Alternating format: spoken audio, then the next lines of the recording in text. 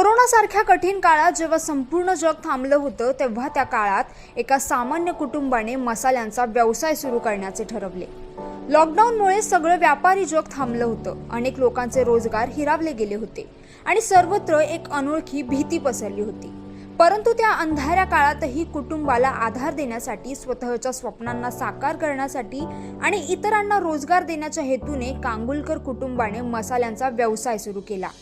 सुरुवातीला खूप संघर्ष होता, संसाधनाची कमतरता होती, विक्रीची मंदी होती, परंतु त्यांनी हार मानली नाही। कुटुंबाच्या कष्टामुळे आज त्यांचा व्यवसाय फुलला आहे। या अवघड परिस्थितीतून कांगुलकर कुटुंब आता लाखो रुपये कमवत आहेत। काय आहे मसाल्यांची कहाणी, जाणून घेऊयात। मसाल्यांची चव देशभरातील नागरिकांना देण्यासाठी आधुनिकतेची जोड देऊन त्याचे मार्केटिंग करावे अशी कल्पना द्रौपदी कांगुलकर यांच्या मनात आली आणि बघता बघता ही कल्पना सत्यात उतरून त्यांच्या कुटुंबाला या व्यवसायातून मोठा हातभार मिळाला। जगावर आलेल्या कोरोनासारख्या महामारीच्या संकटामुळे खरं तर सर्वांना चटके बसत होते, पण सर्वसामान्य नोकरदार, लहान मोठे व्यापारी किंवा मोलमजूर करणाऱ्या कुटुंबाला जीवन जगण्यासाठी खूप मोठा संघर्ष करावा लागत होता। हाताला काम नाही, परिवारातील सर्व सदस्य घरी बसून असल्याने द्रौपदी कांगुलकर यांच्या मनात एक कल्पना आली।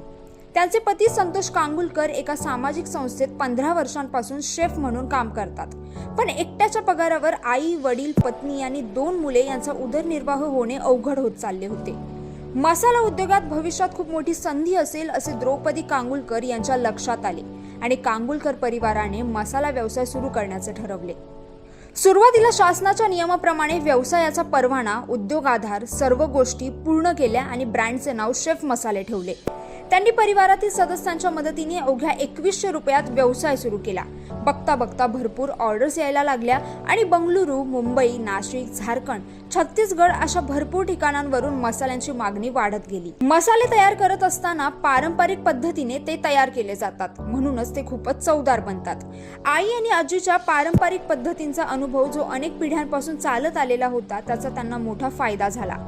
त्या अनुभवासोबतच पत्नी यांनी स्वतःच्या मेहनतीची जोड देऊन 41 प्रकारचे मसाले तयार केले आणि त्यांचा स्वाद ग्राहकांच्या मनात घर करू लागला। सगळ्या कुटुंबाच्या एकत्रित परिश्रमामुळे हे मसाले अधिक खास बनले। या व्यवसायामुळे अनेक महिलांना या व्यवसायात हाताशी घेऊन त्या महिलांना सुद्धा रोजगार मिळत आहे, असे संतोष कांगुलकर सांगतात।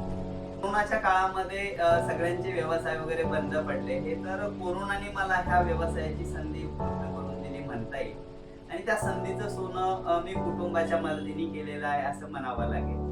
खरं तर कोरोनामध्ये सगळे व्यवसाय बंद होते, अशा याच्यामध्ये मला काहीतरी नवीन करायचा विचार आला आणि 20 वर्ष झालं मी हॉटेल क्षेत्रामध्ये कार्यरत आहे आणि घरी पण आई मसाले वगैरे बनवायची। तर मला असं वाटलं की कोरोनामध्ये बरेचसे लोक बिमार होत आहेत किंवा कोविड होतो, बऱ्याचशा लोकांना आरोग्यासाठी जागृत झाली बरीचशी लोक।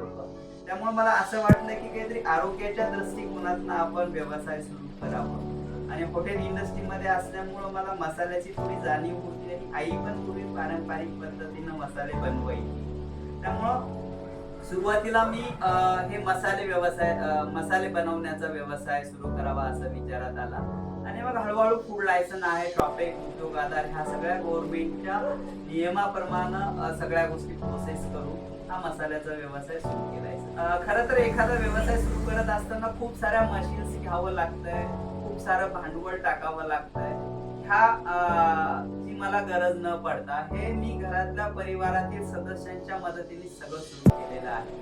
आई, वडील आहे, पत्नी, मुलं आहेत, यांच्या मदतीने हे सगळा व्यवसाय सुरू केलेला आहे। यांची खूप मदत होते। खरं तर माणसं म्हणतात की एखादा लेबर लावून काम करण्यापेक्षा जर घरातल्याच व्यक्तीने काम केलं तर त्या लेबरच्या 2 पटीने घरातला व्यक्ती काम करू शकतो आणि कॉस्टिंग आहे, त्यानंतर स्वच्छता आहे, त्यानंतर सगळ्या गोष्टीची हाताळून चांगली करू शकतो किंवा चांगल्या पद्धतीनं ते काम करू शकतो। त्यामुळे परिवारातल्या मदतीचा खूप चांगला प्रभाव पडतो।